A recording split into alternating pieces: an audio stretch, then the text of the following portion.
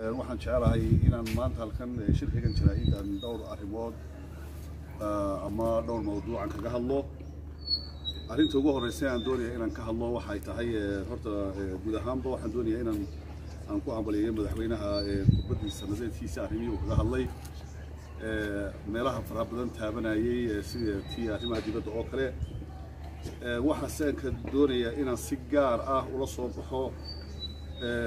arrinta madaxweynaha uu ka hadlay ee ka dhawaajiyay ama uu ku dhawaaqay ee ahayd furitaanka ururada iyo hor u soo dhigayo xil doorashadii axsaabta. arrintaasi waa arrin ay dadku aad iyo aad ugu diirsadeen, waxaanay u arkeen inay tahay fursad kale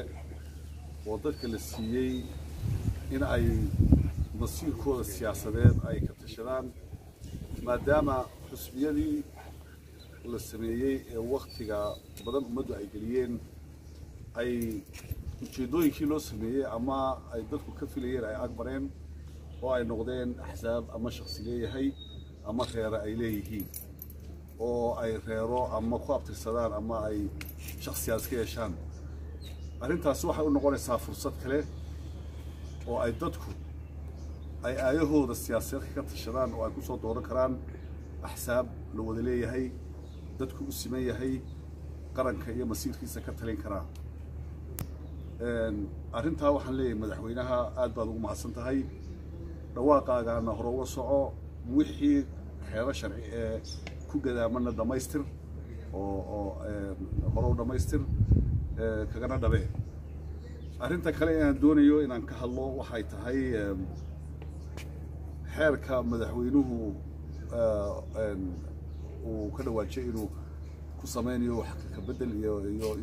iyo kaabis. xeerarkaasi waa xeerka 14aad ee aasaaska ururada iyo axsaabta iyo xeerka 20aad ee doorashooyinka.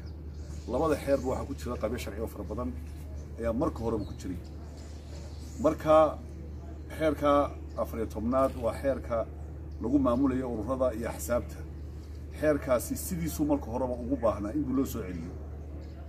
oo laga saaro waxyaabo badan lagu daro. xeerka 20aad ee isaga doorashooyinku isaga laftiisu waxaan leeyahay madaxweyne waxa xeerka ku dhex jira xeerkii aasaaska komishanka qaranka oo kaliya 3 page ka warrama oo tafaasiir badan lahayn. fursadan mar kale haddii aad xagga sharciga inaad wax ka bedesho ugu tala gashay oo aad fursadan aad ugu tala gashay aad qabiyaasha wixii sharci qabiyeysan aad qabiyo tirto xeerka 12aad ka dhex saar xeerka aasaaska komishanka oo gaar ka dhig oo ha noqdo xeer komishanka kaliya ka warrama oo ka saara wixii qabiyo ah oo komishan waxaan muran maanta keenay oo dhan maanta muran axsaabta dhex maraya. xeerka 20aad qaybtiisa komishan ka warta ayaa waxa ku jirta qabiyo fara badan. marka taas ayaa u baahan in qabyada laga saaro oo la dhamaystiro. waxaan leeyahay xeerka kan 14aad uu ku koobin ee ka 20aad laftiisu oo isaga laftiisu golayaasha deegaanka iyo doorashooyinka ka warramaya isaga laftiisa in la talina u samee oo dib u akhrida oo faalidid garaysa isagana hay'adaha sharciga haduu bixiyo. waxaan fursadan doonayaa inaan xogaa si dul taago niman maalin dhaweed ka hadlayeen habeen dhaweed daawaday oo garyaqaan aduu sheeganayay oo diyaadifaynayay ku dhawaaqa madaxweynaha ururada oo lahaa sharcigu ma laha madaxweynuhu. markii ay ka hadlayeen nimanka waxa ka mid ah horta haddii aan si toos ah soo hadal qaadano aan saaxiib nahay oo garyaqaan mubaarak leeyahay wuxuu aad ugu dheeraaday inaanu madaxweynuhu sharci u lahayn gudaamada sharciyaadkii xusbiyadu maadaama uu faari weli 2 sano ka harsan tahay inuu hore u soo dhigo golaha deegaanka doorashooda ama axsaabta u furo inaanu sharci u lahayn. kaliya wuxuu adeegsadayna waa xeerka 14aad. xeerka waxaan leeyahay mubaarak arrintaasi nin akademiga tahay, garyaqaan baad ahayd, nin waliba aad wada shaqeynay baad ahayd, aqoontana ma ahayn biasirka noqotay meel ka marto, laakiin aqoonta aad ku analyze garaysay ahayd aqoontu sharciga aad taqaanaa sida ay suurtagal u tahay. xeerka 14aad ee sharciyeeyay ururada ayaa axsaabtu samaawi ahayn xukuumaddii hore samaysay samada kama soo degin madaxweynuhuna wuxuu yidhi waxaan soo celinayaa xeerka laftiisii waxaan u soo celinayaa isagoo aan kaabisi wax ka bedel ku sameeyey golayaasha sharciga ee sharci dejinta ku soo celinayaa iyagaana ansixinaya maalintay ansixiyaan ayaanu sharci noqonayaa muu odhanin iminkaan sharci ka dhigay laakiin wuxuu xeerkaasaan kaabis ku samaynayaa maadaama xeerkaa kaabis lagu samaynayo halku isagu baana sheegay xeerkaasi inuu ururadu 7 sano mar la furayo haddii madaxweynuhu wax ka bedelo oo muddada soo gaabiyo muddadaan bay noqonaysaa xeerka ka horeeyana waxa la yiraahdaa nana fayd buu noqonayaa waa uu tirtirmayaa marka waxaan leeyahay aqoontii sharci ee aad taqaanay waad abiyus garaysay meel baan kaga dhacday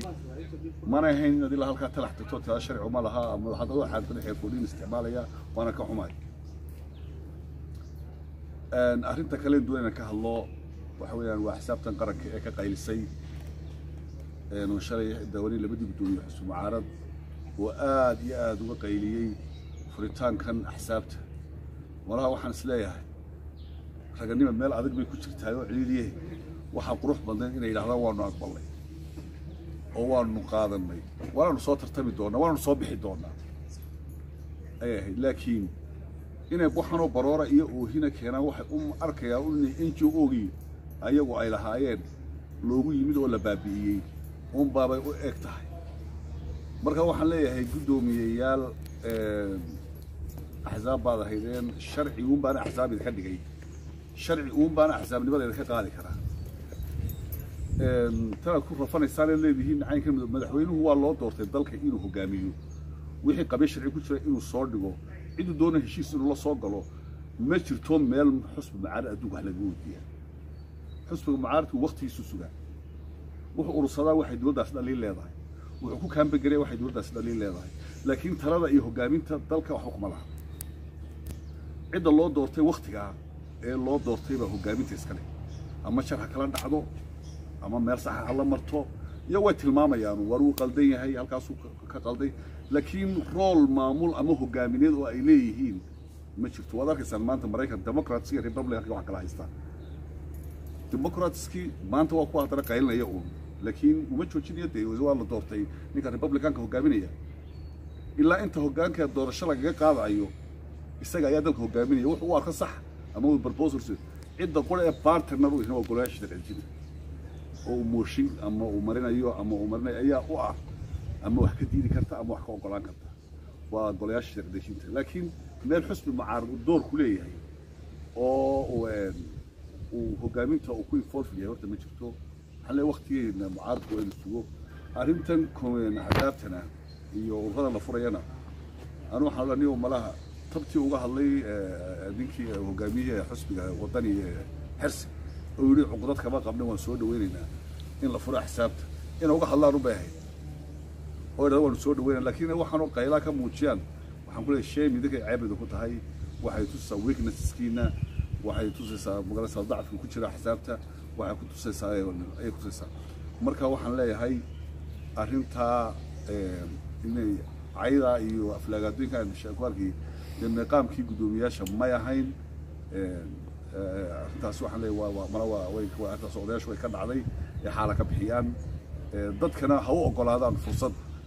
ay ama iyaga dib ugu soo doortaan ama cid kala doortaan xisbiga kale ila dadka xaro kuma xareysano ma laha iyagu qofku fursad baa la siiyey way dhici kartaa inuu xisbeen jira qaar dib loo soo doorto oo dadku soo doortaan inay qaar kale cusub keenaan waa laga yaabaa marka inay dadku doorashooda la yimaadaan oo ikhtiyaar helaan oo aanay ku qasbanaanin xusbi ama laba xusbi oo dalka jira waa arrin aad loo baahnaa baan leeyahay waqtigeedii timid madaxweynena waan uga hablaynaynaa midda kale waxaan leeyahay arrimaha qaarkood ee aynu ka hadalno maalmaha waxaan maqlaayay abibaa keenaya farmaajo iyo maxad war waxaanay inagu ogolaan cid keeni karta adeer ma jirto inagu aynu cabsidu iska dayno dawladnimadaynu aamino intaasaa ku filan leena nooma keeni kartin kaliya intaasaa ku filan laakiin cid qasam intay nagu soo qabta ciid inagu keenaysa cid aan rabin adeer ma jirto taana warwarka aynu iska saarano dawladnimadaynu aamino waxaan mar kale ficilinayaa oon ku hablayna madaxweynaha waxaa qabiyo sharci jirta dalka ee labada xeer madaxweyne ku dhiiro oo dhamaystir baan leeyahay dadkana waqtigooda ka qayb qaataan dadkana waan waxaan leeyahay fursad baa layna siiyey mar kale waddadii waddo ka duwan aan marno waddadii axsaabtaa hore ku soo baxday waddo ka duwan aan marno oo aynu la nimaadno axsaab loo siman yahay oo ay dadku leeyihiin oo siyaasadda ummadda matasha aad baan idin salaamayaa asalaamu calaykum waraxmatullahi wabarakaatu